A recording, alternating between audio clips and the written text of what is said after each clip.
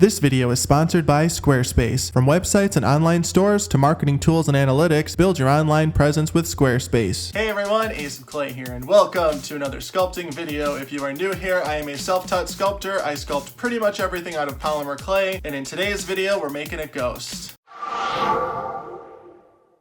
A gentleman ghost, to be exact, complete with tuxedo, top hat, and a whole bunch of ghostly goodness. So if you like ghosts, if you like Halloween, if you like art, let's get started. Okay, here we go. First step, armature. I'm just going to shape out the top of the torso and legs from my 12 gauge aluminum wire. And I'm also shaping out the feet from the same piece of wire as well. Just bending it over like that, and then doing the other foot and trimming it. Now I'm going to measure out the arms and then bend it over his shoulders and trim it to size, and then attach this wire with some masking tape.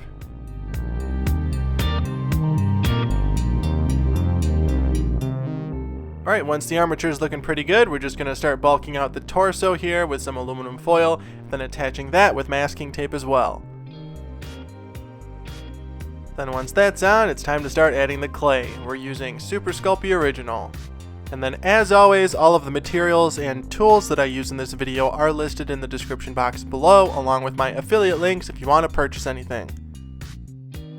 Alright, then once the torso is pretty much covered, we're going to start adding clay for the feet, and then I learn very quickly that this is not going to work. He needs a base, because I want him to have really skinny legs, and he's not going to be able to be standing freely. So we're cutting those feet off, and we are just going to wrap that wire around my bamboo skewers, and then I drilled 2 holes into a wooden plaque that I will be inserting the skewers into like that. Much better. Alright, so to detail the base, I just want to get him out of the way, and the first thing I want to do is fill in that bevel because I don't want it. I just want it to be a flat circle, and we're gonna make do. Yes, I realize that I could use a piece of wood that already looks like that, but I don't have one, so I'm gonna make this work instead. And it worked pretty well. Okay, now that we have our new shape for our base, I'm just going to cover the entire thing with a nice thin layer of clay.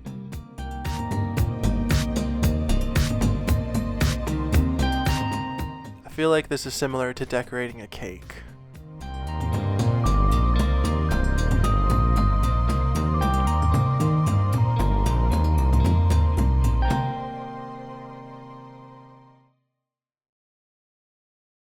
Alright, now we're going to take a break from the base because I don't know what to do with it yet, and we're going to put clay on the legs. This is just a flattened snake of clay that I'm wrapping around the leg and blending it in. We're just going to work that clay until the leg looks exactly how I want it to.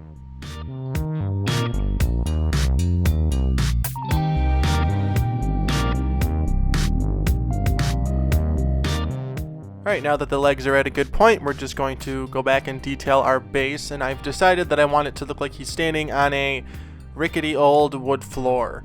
So we're just going to add the floor panels in using my pin tool, and then I go in with my explorer tool to add the rest of the details in a nice little wood grain. This is a very satisfying process.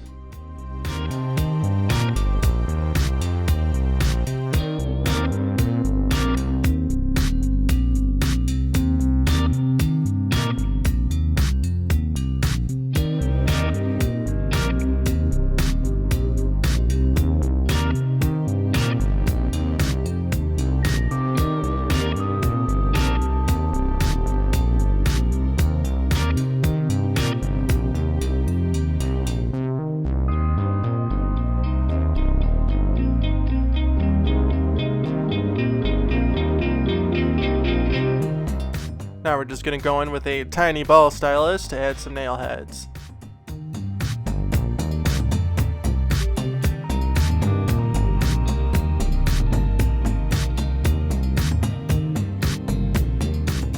And there we go. Our base is looking pretty good. Time to bake it. And then once it's baked and completely cooled down, it's time to reattach our ghost and then go from here.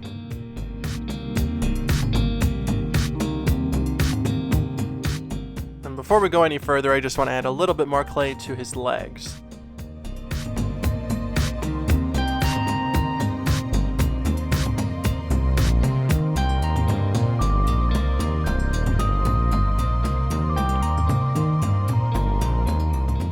Okay, we're getting there.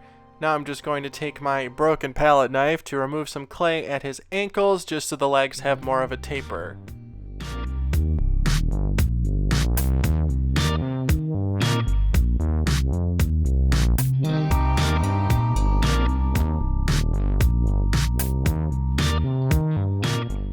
Now it's time for the shoes. We're going to give him some fancy dress shoes because he's going to be a fancy guy.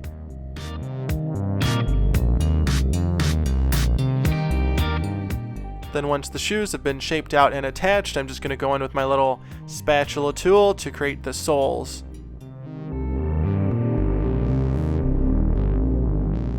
Then I'm going to go in with my explorer tool to add some detail.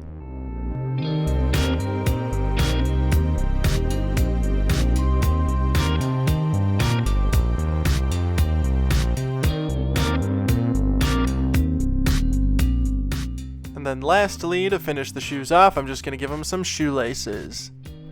And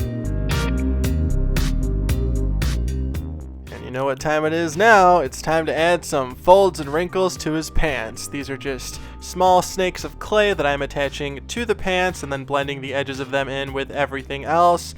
And I don't want these to be super prominent. I just want them to allude to the texture of fabric, so I'm not going to make them really crazy. They're going to be as subtle as possible while still being noticeable.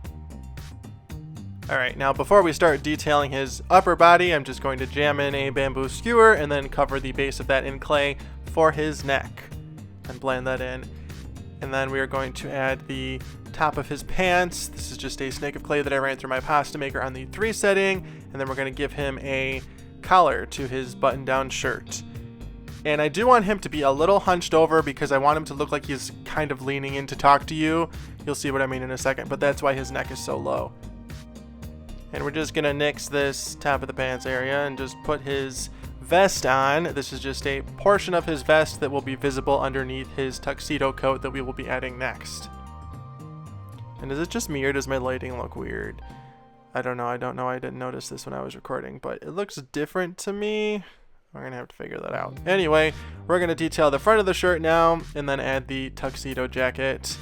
And this is just another piece of clay, adding it around the side of him, lining it up with that vest. And then we are going to follow this with some lapels.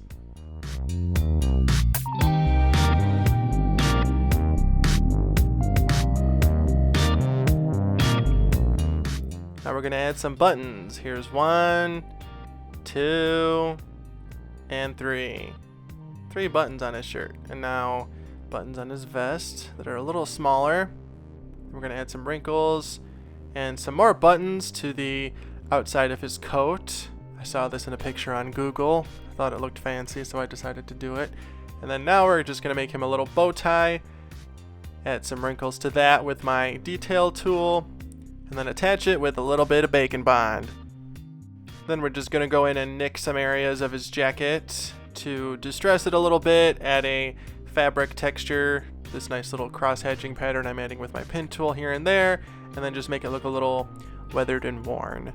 Now we're going to add some cuffs to the bottom of his pants to finish those off, and that's looking pretty good. Time to bake it. And then once it's baked and completely cooled down, it's time to start the arms. But before we add the clay, I just want to position the wire and then add the clay. This is a snake of clay that I trimmed to be the size of his upper arm, and then I cut it down vertically, but I didn't go all the way through the other side. This allows it to easily be wrapped around the wire. And we're going to do the same thing for the other arm.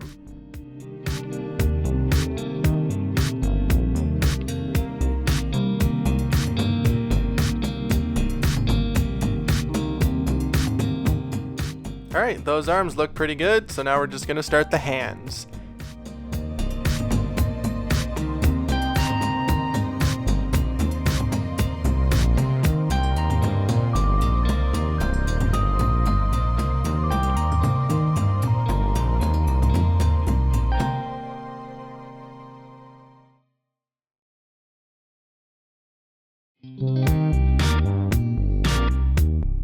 Then once that first hand is done, we're just going to add it to the wire, like so, and then add a snake of clay to finish off the sleeve. And then we are going to repeat this process on the other side. And then, like I mentioned earlier, I want him to look like he's sort of leaning into you. He wants to tell you a secret. He knows something. And I want his hands to help show that. And I think I did a pretty good job. Like, one hand sort of pointing like he's talking with his hands, and then, you know, his other hand's just kind of out like that. I don't know. I liked him like this. It all makes sense once I get his head on.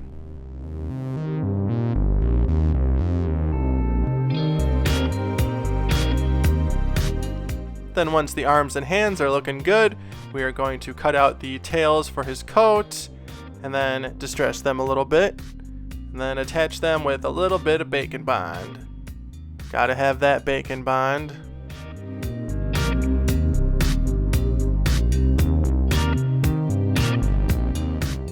Wow, check it out.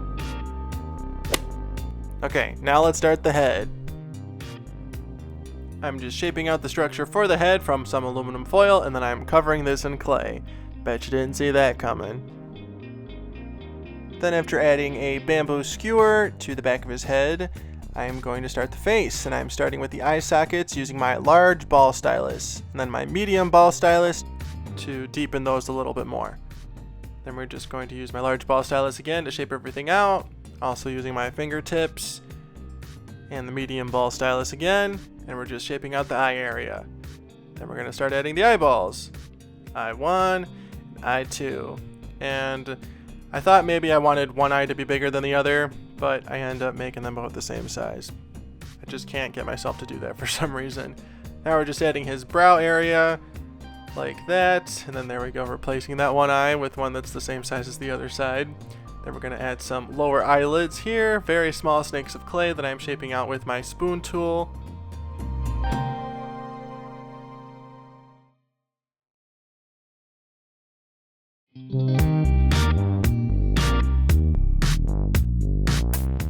Then once the eyes are at a good point, we're going to use my medium ball stylus to press in his mouth. And I want him to kind of be in like this O position. And that's just kind of roughing it out to give myself an idea as I keep going. We refine it later. Now we're giving him a nose, a very large nose.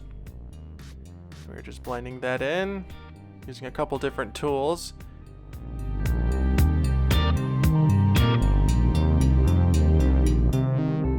Then we're just going to make a little notch at the top of the nose where it meets the forehead, so like the bridge area.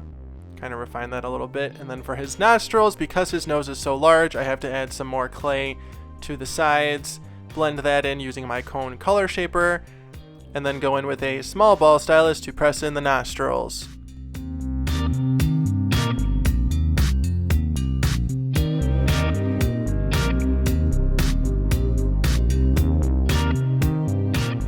Alright, once the nose is looking pretty good, we're gonna bring out his cheeks just a little bit, so I'm adding some clay to those and blending that in with my spoon tool and fingertips. We're gonna do the same thing on each side of his face.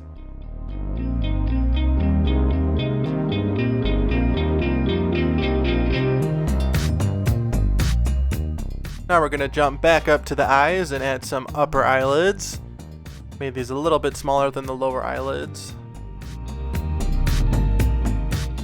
Then I'm going to go in with my Explorer tool to further refine things and add some more details. And now it's time for the ears.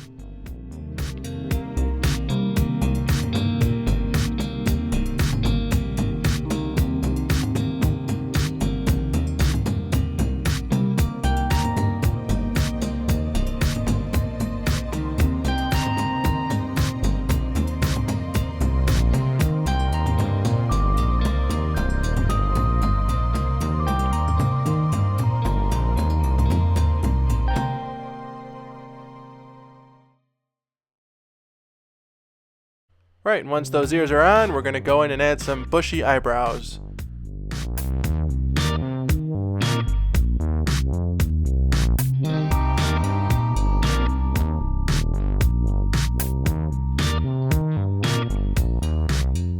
And then to go with his fancy eyebrows, he's going to have a fancy mustache. So I'm just adding some bacon bond underneath his nose, and I'm shaping out the mustache one side at a time. Then using my pen tool to add a nice hair texture to it. It's going to be a classic curly mustache.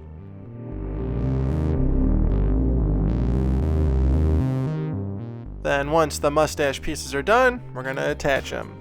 And he's kind of reminding me of Nigel Thornberry here. Do you remember the wild thornberries? Do you even know what I'm talking about?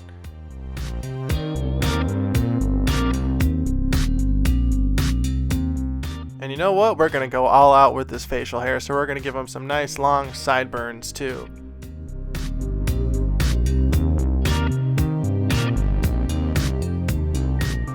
Alright, say it with me. That's looking pretty good. Okay, now we're just going to brush the entire surface with clay softener to remove fingerprints. Then we are going to bake the head and the body. And then once they're baked and completely cooled down, it's time to do his hair. And then you're probably wondering why there's a toothpick jutting out of his forehead, and that's because it's going to support this long curly piece of hair that's going to be sticking out from under his future top hat. So that's what we're making here. And I'm really happy with how this turned out. Then we're just going to go in and add the rest of the hair, like so. And I'm sort of staying away from the areas where his hat will be, just because I don't want it to like push up his hat further than it needs to be. I want it to look like the hat is like snug around the top of his head. So that's why I'm not adding too much hair on the top there. Now we're going in with my Explorer tool to add that hair texture.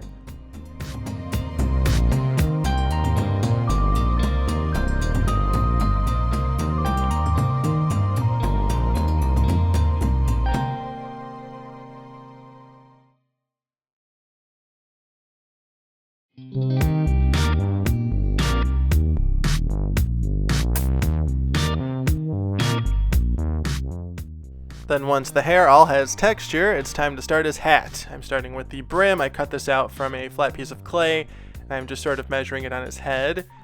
And then now we're going to start the top of the hat. I have to make this out of aluminum foil first because it needs to be really light, because I don't want it to fall off in the oven or weigh him down at all. Now we're just covering that with a thin sheet of clay, like we do with everything else.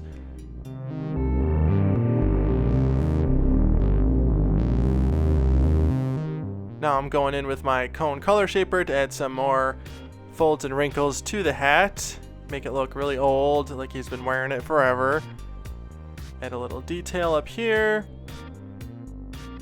Then that's close, but I don't really like it, so I'm going to expand the top of the hat just a little bit so that it's bigger than the bottom.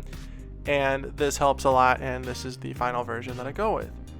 Very nice. Let's attach it with some Bacon Bond. But wait, we have to add some details first, and then we'll bring out the Bacon Bond. Just adding some nice fabric detail to this using the textured edge of my sculpting tools. Super easy and super effective. There's the Bacon Bond. Let's attach that brim like so, and then let's attach that top part to the bottom like that, and then use our spoon tool to blend everything together. And then make sure this is very secure, because you don't want this falling off in the oven. That would suck. Now I'm just adding a nice little band around the bottom there, detailing it a little bit. And then after adding some Bacon Bond, we are going to attach the head without smashing all of the uncured areas. And now it's time for the final bake. And then once he's baked and completely cooled down for the last time in this video, let's start painting. I'm going to start with the wooden base. I'm using this nice desaturated brown color, and all of the paints that I use in this video are Folk Art brand acrylics. And to create this color, I mixed straight up brown with pure black and white, titanium white. And then I just lightened that a little bit with some more titanium white to create this nice light brown dry brush. And then we're going to start his body. I want him to be pretty monochromatic, so we're just going to paint the whole thing light blue. And to create this color, I mixed coastal blue with titanium white and a very, very little amount of pure black. And then we're just doing the whole thing. He's a ghost. He's going to be pretty much all one color, and I have to be okay with that, even though I did want to paint him like he was alive. but you know what, that's not what we're doing. So anyway, now I'm going in with some darker blue into all of the nooks and crannies. This is a wash, which means that it is watered down with a little bit of water. And I'm just going into all of those areas like that and then wiping off the excess with my finger or a paper towel.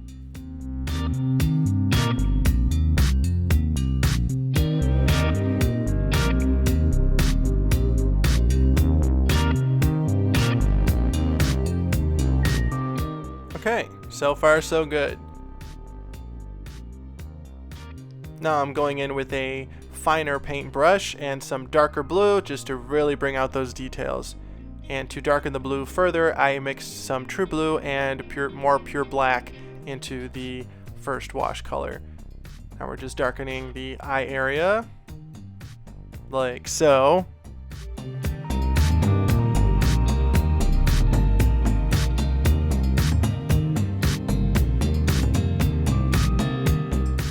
Then once all that dark blue is dry, I'm just going to dry brush some lighter blue over the entire thing, like this. And to lighten the blue, I just used that base blue color that I painted him and added some more titanium white to it.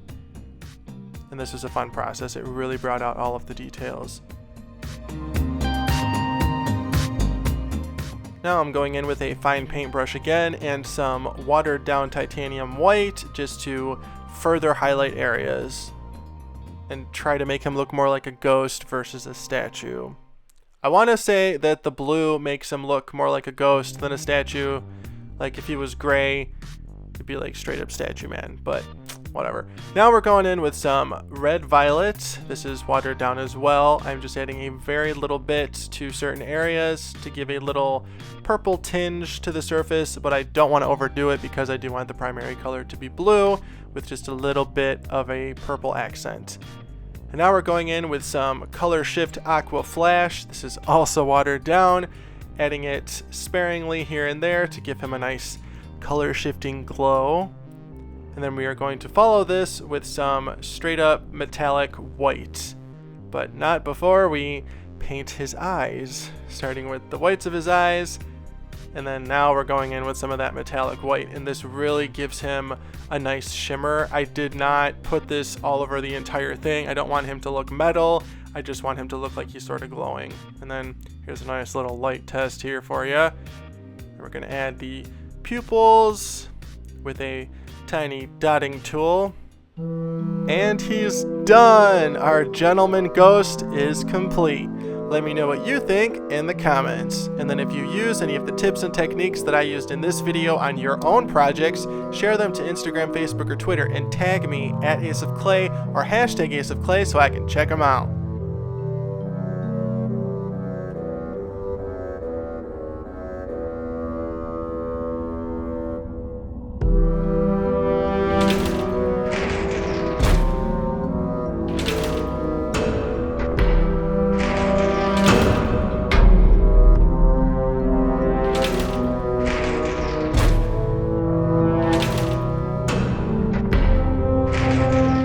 That's a wrap. I really hope you like our gentleman ghost. I am really happy with how he turned out. Let me know what you think of him in the comments. And then before we close out, I just want to talk about our sponsor, Squarespace. Whether you're just getting started or you're an established brand, the Squarespace commerce platform supports the way you do business. Whether you want to sell products directly or even bill for your services, they've got you covered. For me personally, I love Squarespace for their portfolios. I am just starting to expand my website with some of my work, and I love how customizable their galleries are. And I also want to mention their amazing email support team that is available 24 hours a day, 7 days a week. They are an actual team in an office who will answer your questions typically within an hour. So with all that said, get on over to squarespace.com, start your free trial, and then when you're ready to launch your website, go to squarespace.com/aceofclay to get 10% off your first purchase. And as always, thank you so much for watching and being here. Be sure to like, comment, and subscribe, and then follow me on Instagram, Facebook, and Twitter at AceOfClay, and I will see you in the next one.